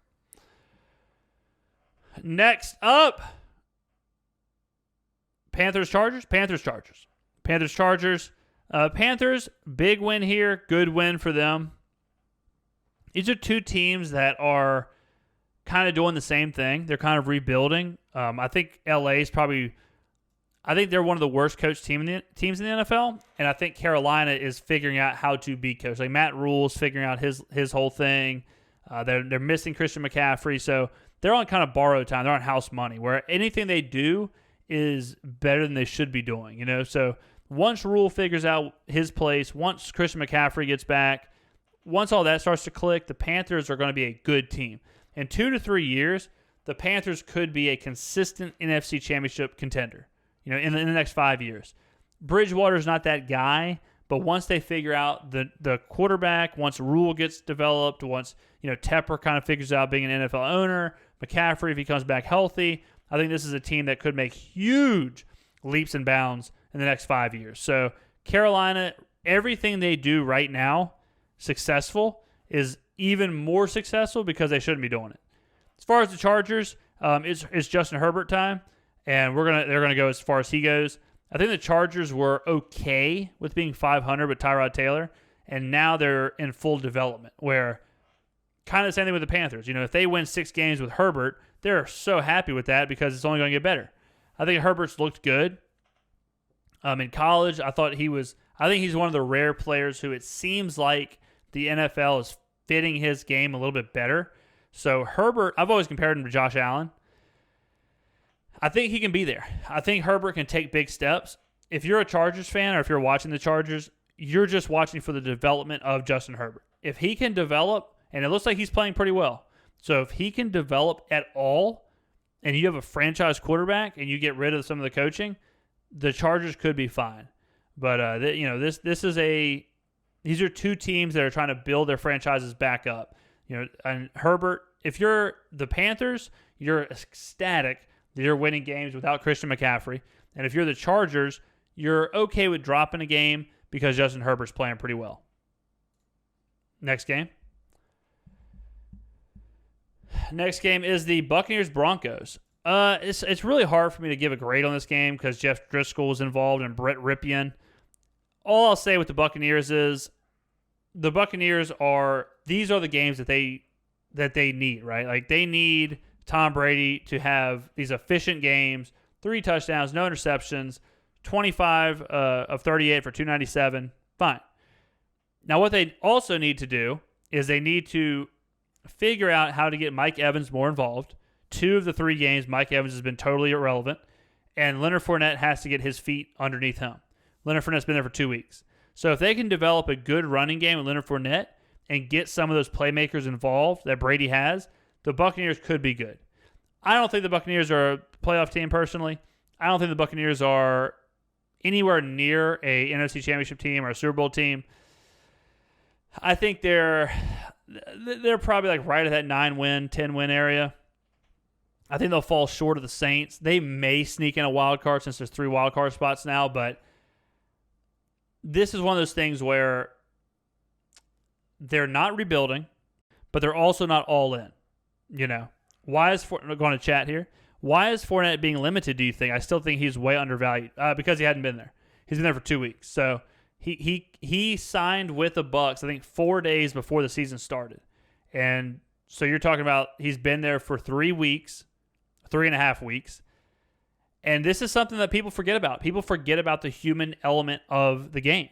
So let's say you live in Jacksonville and you get traded or whatever, or waived or signed and all that stuff. Let's say you're doing that, okay? If you're doing that, then all of a sudden you get sent to Tampa. So now you have to move. You have to find a place to live. You have to get all your stuff situated there, all at the same time going to a completely new job with new coworkers, with a new system, a new playbook, new coaching, get all that figured out, on top of playing the actual game, on top of, because of COVID, there's no preseason, there's no training camp, so you're probably out of shape anyways. So this is like a perfect storm for Leonard Fournette where he's only getting 7 carries because he's probably out of shape. He's probably just trying to figure out, his bearings as being in Tampa, and he's trying to figure out this team. I think the Buccaneers are closer to being ready around week 6 or 7. So if they're, 4-2, if they're something like that, I think that's really good for them. I expect them to be closer to 500 as far as like 3-3, somewhere in there, maybe even a game under 500. So they're almost on borrowed time as well, where however good they do in the first half, it's only going to get better from there. But they have to get Mike Evans involved. They have to get these playmakers involved because Tom Brady ain't the playmaker, right? Leonard Fournette's not the playmaker. He might be a decent back. Tom Brady might be a good game manager, but they're not going to go out there and win them games, win them Super Bowls, win them conference championships. So Tampa's got a lot to do. They got a lot to do over there. Great defense. And I'll say that. That's something that they have that is undeniable. They have an unbelievable defensive line, unbelievable defense. So the Buccaneers could be what the Saints were 2 years ago, where they have a functional offense that at times can score 30, 35, 40 points, but they have a star-ridden defense that forces turnovers, give Tom Brady short fields, stuff like that. And if they can do that, if they can replicate that, then Tampa Bay could really take a jump forward. They're going to have to rely on their defense, no doubt about that. Denver, I'm not spending time talking about a team with Jeff Driscoll as the starting quarterback. Lions, Cardinals, interesting game here. It's a regression to the mean for both teams. The Lions were better than 0-2. We knew that. More talented than that. Better players than that. And the Cardinals are not a 16-0 team. The Cardinals are a good team. The Cardinals aren't a great team. And when you're not a great team, stuff like this happens. These are two teams that are closer together than people probably thought. I think the Lions and Cardinals are a little bit right there, whereas people might have looked at like 0-2 and 2-0 and been like, this is a really good team versus a really bad team. I don't think that's the case. So the Cardinals may have been sleeping a bit on the Lions. The Cardinals may have been overlooking them a bit. And it's a young team. I mean, you're talking about Kyler Murray still figuring his stuff out. He had a really bad game here. Kenyon Drake's young. Cliff Kingsbury's young. So the Cardinals, super positive outlook for them.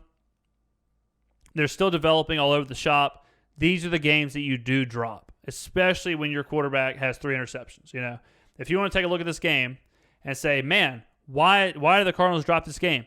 And you see that Matthew Stafford has 0 interceptions, and you see that Kyler Murray had 3. That's really all you needed to see there. Detroit was kind of a team where people thought they could take a step up this year. I don't think they will with Matt Patricia. I think Matt Patricia is not an NFL head coach. I think he's a coordinator. So the Lions, they may be wasting time. I mean, when you look at Matt Patricia as their coach, Matt Stafford's their quarterback, and Adrian Peterson is their running back, that sounds like a team that wants to rebuild really bad. So not very good on the Lions, like not very invested in the Lions at all. And Arizona is just up and up. They're just going to get better. If Murray takes a step forward, if Kingsbury takes a step forward, then the Cardinals are going to be really good. Going to chat here. Drake just isn't the answer, in my opinion. They have so many weapons at wide receiver, but lacking wide receivers. I think he's fine. I think Drake's fine. Drake and Edmonds are good. Yeah, I think they're fine. I mean, Kenyon Drake here, 18 carries, 73 yards, 4.1 average. Kyler Murray, it's going to be on Murray. I mean, Murray, he'll figure it out. You know, you can't have 3 interceptions and win a lot of games in the NFL. So all they need Drake to be is a guy who they need to think about. Just like Clyde Edwards-Helaire in Kansas City. They just need a guy who, when called upon, he can figure it out. And averaging 4 yards a carry, that's good enough, you know. So the thing that I want to see from Arizona is if they can expand the field. Like, I think that Kyler Murray, for having as big of an arm as he does, I think he relies on a lot of screens and checkdowns. Last year, I think he averaged 6 yards a carry or 6 yards a pass, 6.7, something like that. And this game, he has 7.7. So he needs to kind of extend. And once they do that, I think this offense will become much more explosive. Right now, it's kind of a fast-paced, check down, short passes, all that stuff. And that's fine. But in order for them to take the next step as a dynamic offense, they're going to have to expand a little bit down the field, start throwing past the markers, stuff like that. But good team. I mean, Arizona's really good. They're really good. They're not as good as people think they are. You know, they started off so hot, beat the Niners, all that stuff. But I think they're well on their way to being good. The things I've heard from Cliff Kingsbury are like the opposite of Matt Patricia. I've heard Kingsbury is making dramatic, systematic changes like during the game or week by week, and that's a big step for a head coach to be able to adapt, evolve, call games, plan. So I have a lot of faith in the Cardinals moving forward. Cowboys, Seahawks. I mean, what I just said the game before. Why did the Cowboys lose this game? Dak Prescott, 3 touchdowns, 2 picks. Russell Wilson, 5 touchdowns, no picks. That's pretty much it. The Cowboys are a really, really good 1-2 team. They are they are so much better than they look to be. Ezekiel Elliott, 14 carries for 34 yards, not good at all. Dallas is still making Dallas mistakes. We saw a kick return get messed up, and they started on the 1, led to a safety. So they're still the Dallas team that we think they are, where they haven't figured out how to win yet. And I don't think it's Dak. I think Dak is really good. I really think it's more of the. I just think McCarthy is not the guy. I think McCarthy is pretty similar to John Gruden, where he's just not evolving. He's just not evolving. He's not the coach to coach this team. Like, if Cliff Kingsbury had the Cowboys, this would be a really dangerous team. I like how they're trying to get CeeDee Lamb involved. I like how CeeDee Lamb is basically like a little Tyreek Hill, where he's always moving. He's always like trying to beat people off the line. He's in different formations. So I like what they're doing there. Dallas just, I mean, it's hard to keep saying the same thing for Dallas every year, but they might just be one of those teams that puts up a lot of points, scores a lot, but just doesn't win. Just like the Thunder for a while there, or the Rockets, where you just can't figure out why they can't take that step. And it's maybe just the core of, the coaching and all that stuff. But Dallas is exciting. Dallas is good. Dallas can beat any team in the NFL, or they can lose. I mean, they just aren't there. I don't know. I back Dallas a lot. I tend to always think like Dallas is underrated because people overreact to Dallas because they're the Cowboys. But I watch a lot of Cowboys games, and every time I watch them, I'm like, man, Dak is really good. I mean, you could argue that Dak is like a top 5, top 8 quarterback in the NFL. And when you have a top 5, top 8 quarterback in the NFL, and you marry him with Ezekiel Elliott and Amari Cooper and CeeDee Lamb, and all of a sudden it's like, well, this team should be winning. This team should be winning games. And Dallas should be. Dallas should be going to the playoffs. Dallas should be winning the NFC East every year. I mean, you look at the NFC East. The NFC East is terrible. Absolutely terrible.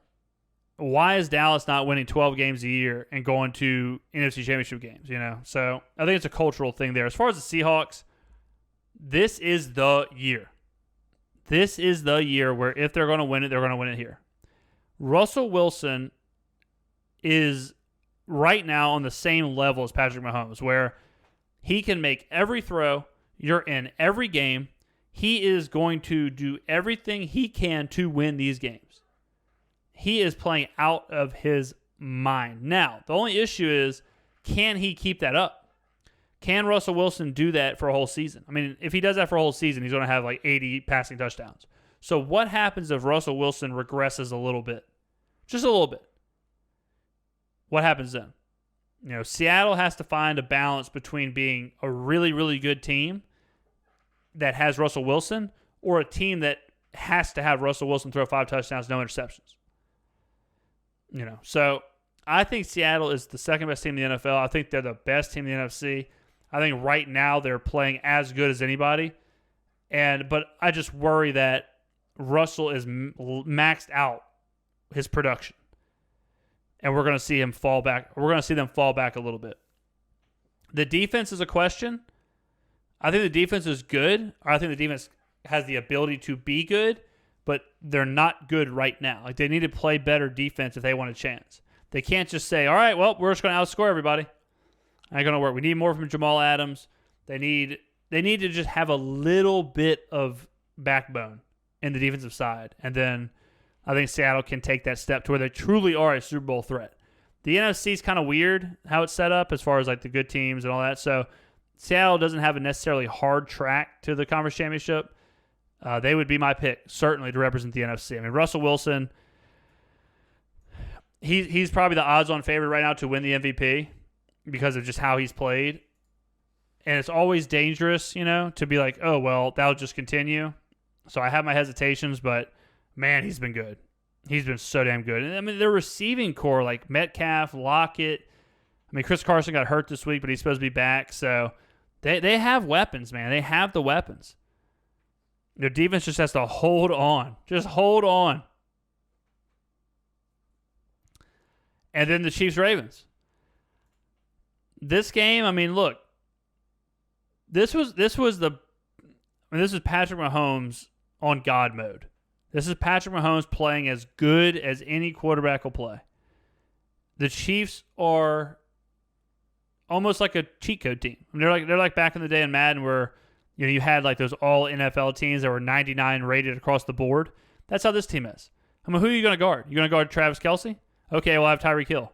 You going to guard him? Okay, we have Sammy Watkins, Mecole Hardman, Clyde Edwards-Helaire. Patrick Mahomes is leading the charge. Like, he just doesn't make mistakes. He runs around. Andy Reid has full control as far as like understanding what plays to call and whose number to call at what times. He is fully there with this team. The Chiefs, I don't know if you can beat them. I'm not saying they're going to go 16-0, but if they went 16-0, it would not surprise me. They looked so much better than Baltimore. And this is a game and this is a team where the Chiefs defense should not be this good. And for them to contain Lamar Jackson, I mean, Lamar Jackson had 15 completions for 20 out of 28 attempts for 97 yards. That is a 3.5 average. 3.5. Sacked 4 times. Ran 9 times for 83 yards. Good on the ground.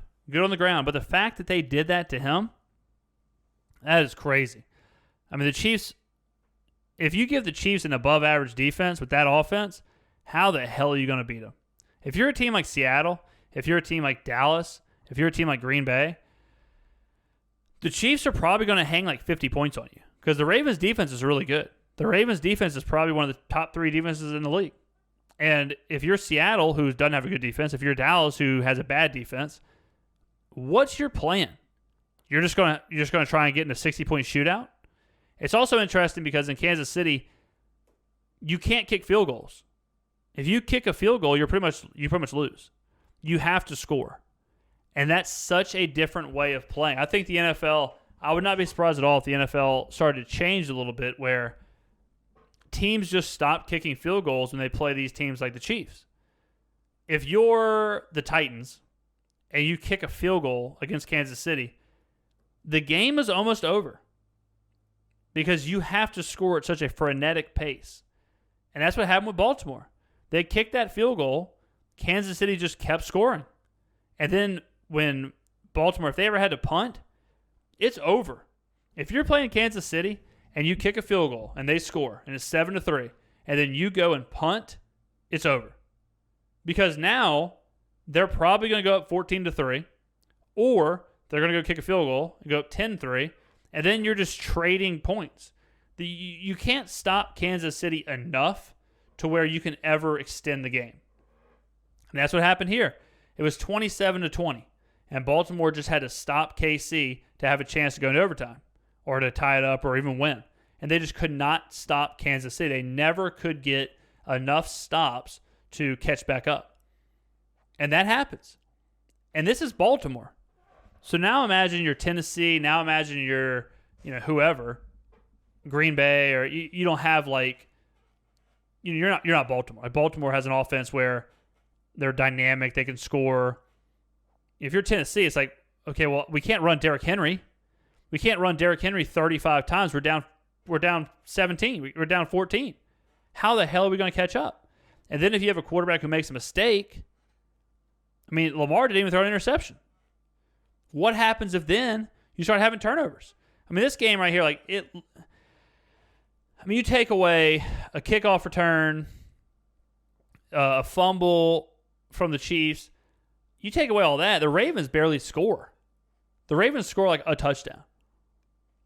So I don't know. I don't know if the Chiefs are beatable. I think this is what you're looking at for a long time because Patrick Mahomes is still getting better. So you're looking at this kind of stuff with the Chiefs just dominating teams for a long time. The only chance people are going to have the Chiefs is if Andy Reid retires, if Mahomes gets hurt, if Kelce retires, or like players just start leaving.